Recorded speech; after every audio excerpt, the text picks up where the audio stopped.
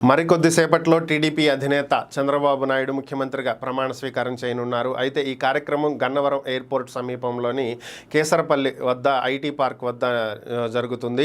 దాదాపుగా 80,000 మంది వస్తారని చెప్పి టీడీపీ శ్రేణులు అంచనా వేశాయి. అయితే అనుకోని విధంగా 1,00,000కు పైగా ఇక్కడ అభిమానులు వస్తున్నట్లుగా తెలుస్తుంది. రాష్ట్రం నలుమూలల నుంచి సొంత వాహనాలతోటి అలాగే టీడీపీ ఏర్పాటు చేసినటువంటి వాహనాలతోటి ఇలా రకరకాలుగా చాలామంది వస్తున్నారు. ఈరోజు ఉదయం నుంచే భారీ స్థాయిలో గుంటూరు జిల్లా మంగళగిరి వద్ద ఉన్నటువంటి కాజా టోల్ గేట్ వద్ద 5 కిలోమీటర్ల మేర ట్రాఫిక్ నిలిచిపోవటం జరిగింది. సో ఇంకా వస్తూనే ఉన్నారు. ఇంకా ట్రాఫిక్ పెరిగేటువంటి అవకాశమే కనిపిస్తుంది. విజయవాడ మొత్తం కూడా ట్రాఫిక్లో ఇరుక్కుపోయింది. ఒక రకంగా చెప్పాలంటే విజయవాడ నగరం మొత్తం అష్టదిగ్బంధం అయినట్టే పరిస్థితులు కనిపిస్తున్నాయి.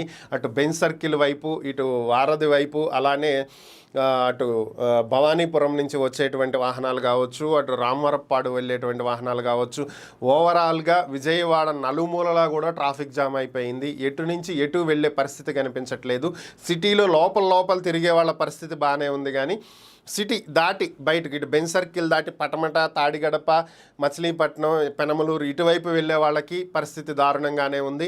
ఇటువైపు రామవరప్పాడు, ఎనికేపాడు, నిడమానూరు, గన్నవరం వైపు వెళ్ళే వాళ్ళ పరిస్థితి దారుణంగానే ఉంది. అలాగే గుంటూరు జిల్లా నుంచి వారధి మీదుగా విజయవాడకి ఎంటర్ అయ్యే వాళ్ళ పరిస్థితి దారుణంగానే ఉంది.